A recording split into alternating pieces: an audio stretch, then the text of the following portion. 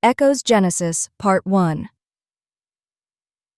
My name is Mirai. The people who actually give a damn about me call me Echo. This is my story, and it's not a pretty one. I used to be what corporate types call a valuable asset at Neuralink. They make neural interface tech and a bunch of other cutting-edge equipment I helped design. Everything I know came from their precious corporate syntax academies, where they molded me into something useful to them, until I wasn't. Before all this, I was just some poor kid with a weird talent for sonometry. Not the most powerful inscriber you'd ever meet, but good enough that they noticed. Good enough that they wanted me. When I joined Neuralink fresh out of the academy, the government issued me this watch. Standard monitoring protocol, they said. I loved that damn watch so much I made it my sonometry totem. Here's something they don't teach you in corporate orientation. Totems reflect their owner's emotions. Mine was beautiful then, a swirling spectrum of colors around my wrist that reflected how happy I was to make it. Funny how things change. My handler, Danica the Backstabber Henderson, decided my partner Zane and I had become liabilities. Just like that, we were expendable. She tried to have us both killed. Lakota Red Cloud managed to escape, though they got their shots in. The last thing I remember? Falling 87 stories from the Genesis building, lying on the sidewalk in the pouring rain, blood pooling around me, holding Zane's hand as we both bled out. Our body mods were the only reason we weren't dead on impact. Through the rain and blood clouding my vision, I saw headlights approaching. Our hero, I thought. It was Lakota, coming to save what was left of us. Then everything went black. I woke up panicking, disoriented, with no clue where I was or how long I'd been out. Lakota's hands on my shoulders were the only thing that kept me grounded. All I felt was betrayal and, I hate to admit it, pure hatred for Danica. Not an emotion I'm proud of, but I embraced it anyway. It gave me the fuel I needed to take down Neuralink and my former handler. My revival came with costs. My shell was new, but my totem was destroyed in the fall. That connection, gone. It felt like losing a limb, a part of my soul. Then came the offer from Liliana, a woman who would become one of the most important people in my life. She made me a proposition I couldn't possibly turn down. Join the Vanguard, specifically the Phantom Protocol Cell. Neuralink thought I was dead, their first mistake and my greatest advantage. I accepted, but there was one last thing. I needed a new totem. Liliana gave me time to choose something sacred, something right. The science is murky, but it's less about the object and more about its connection to sonometry's power. I felt drawn to a pair of shadow blades used by the Phantoms, standard bladed fist weapons, or so I thought. I took them into the desert for the totem sync ritual. When I looked down afterward, the blades had transformed, now jagged and grotesque, reflecting the ugliness I felt inside. It scared me at first, but I embraced the hatred. Back at the workhorse, I slid into the passenger seat, facing Liliana. "Are you ready?" she asked. "I am," I replied. She paused, studying my face. "Did you like what you saw?" I didn't answer, just stared blankly out the window as we drove into the desert. This short story illustrates how a totem appears to an inscriber, reflecting the true nature of its wielder.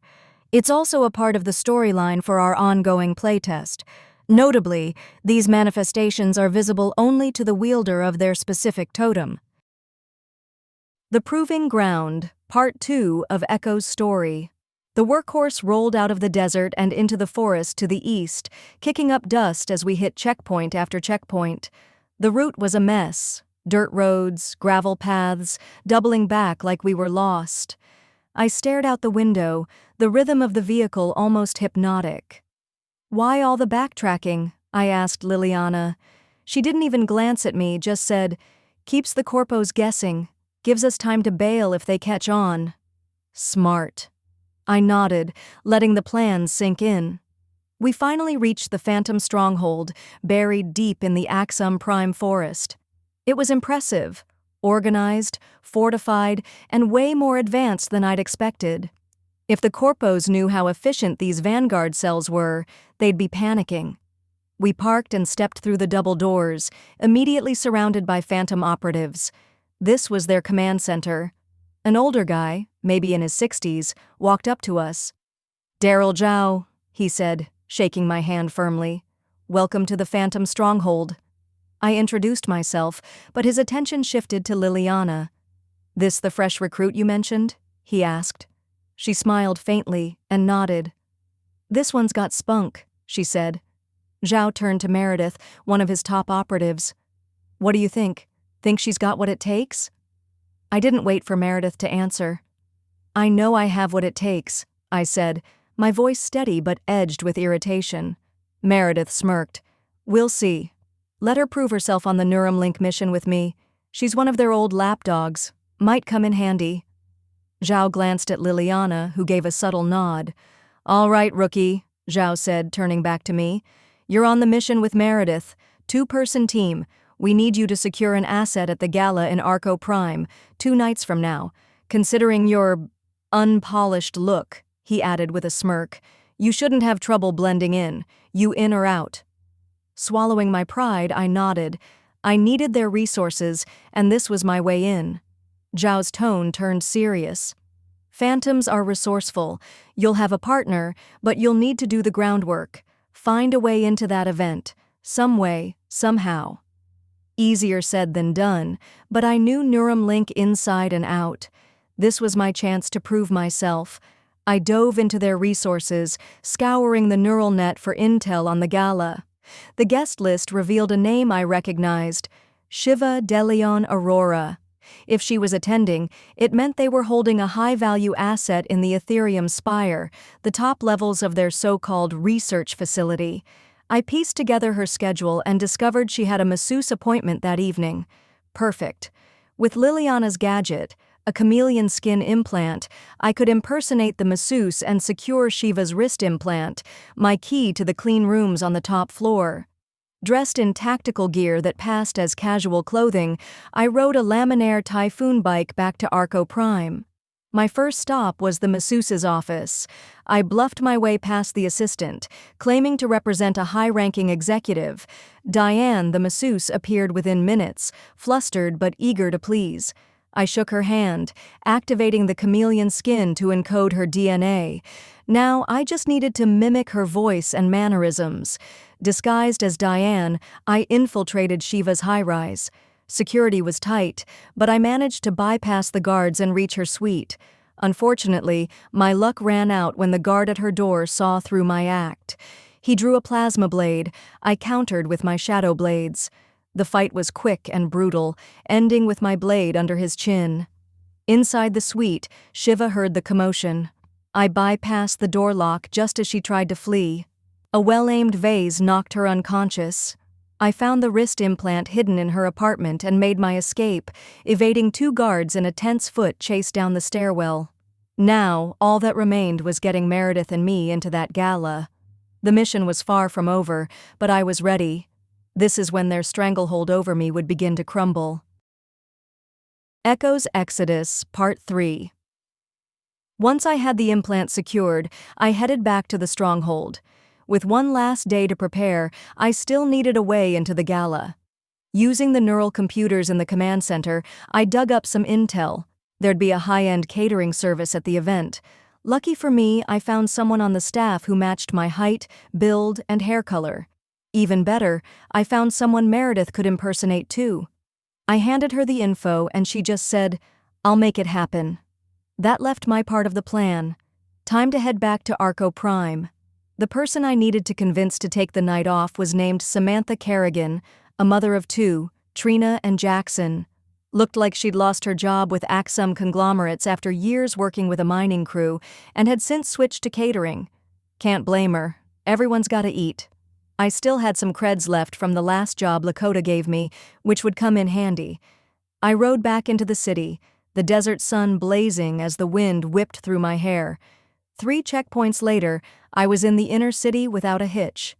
Samantha's address wasn't half bad, living just above sub-level, which meant cleaner air and better amenities. I knocked on her door, and her voice came through the intercom. "Hello, who is this?" "I've got a proposition for you, just need a bit of your time," I said. She fired back, "Not interested. Leave." I waited until it went quiet on the other end before hacking her door with my tech. The second I stepped in, chaos erupted. Her and her kids hurled everything they could find at me, even paper towels. "Really? Paper towels?" I muttered, dodging the clutter. "Look, I'm not here to hurt you," I said, trying to calm her. "I just need you to take the night off." She squinted at me, clearly skeptical. "Number I've got 2 kids to feed?" she snapped. I took a deep breath and said, "You'll get paid as if you worked the whole night, no loss of income." But she wasn't budging. "Fine," I said, running out of patience. "Quadruple your pay for the night. Up front." She paused, eyeing me. "Fine, up front." I zipped her the crypto and her attitude changed fast. "All right, I'll take the night off," she said with a grin. "Where's your work outfit?" I asked. She handed it over, and Phase 2 was officially in motion. The night of the mission, I arrived at the side entrance right on time. Meredith was right behind me. Playing the role of a server wasn't too hard at first.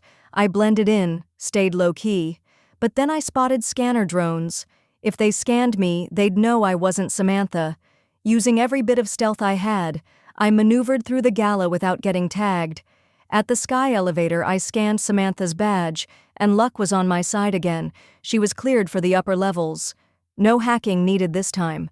Security tightened as I climbed higher, but with my chameleon skin, I passed through without issue.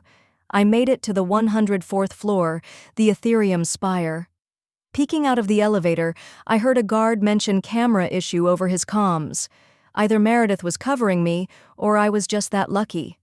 I slipped out, sneaking past the distracted guards, and reached the clean room, a decontamination zone protecting the highest value assets.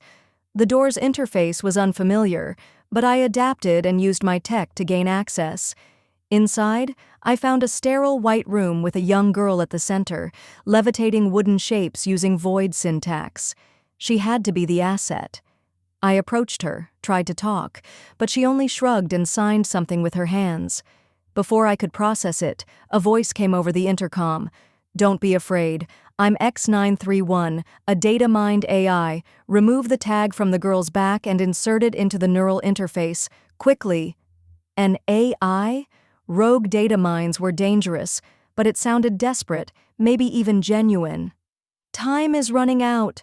Trust me," it urged. Against my instincts, I complied, removing the tag and sliding it into the slot. Cameras around us glitched out immediately, and we were off their radar. Maybe this AI wasn't so bad after all. I tucked the girl under a dining cart, draping it to hide her, and headed for the door.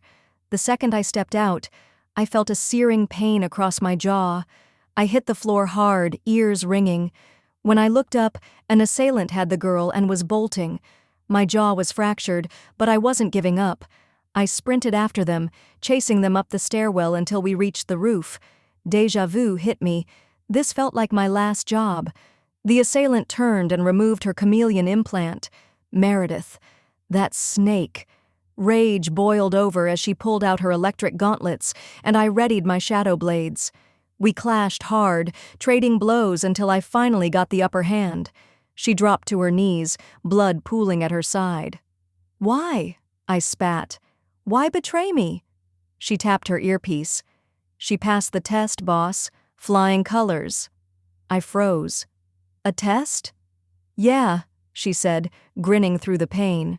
"We needed to know if you could handle it." "You're phantom material," she turned to the girl. "You're safe now." Moments later, an osprey hovered overhead, ropes dropping to lift us out. As we flew into the night, I helped patch Meredith up, my quick heal syntax doing most of the work. "You're the first flesh syntax sinometry user in the Phantom Protocol," she said with a grin. "Welcome to the crew." And here is the conclusion to my wife's character, Mirai Echo's introduction arc in the story. She is now a full-fledged vanguard with the 101st cell. Feel free to use this as inspiration for your games. I hope you enjoyed it. Additionally, the adventure at the end of the book serves as the precursor to these 3 mini-stories. Thanks for listening to the Prosperon Podcast. Session 0 drops soon on YouTube. Your first look at the Prosper system in action. Can't wait to share it with you. Take care.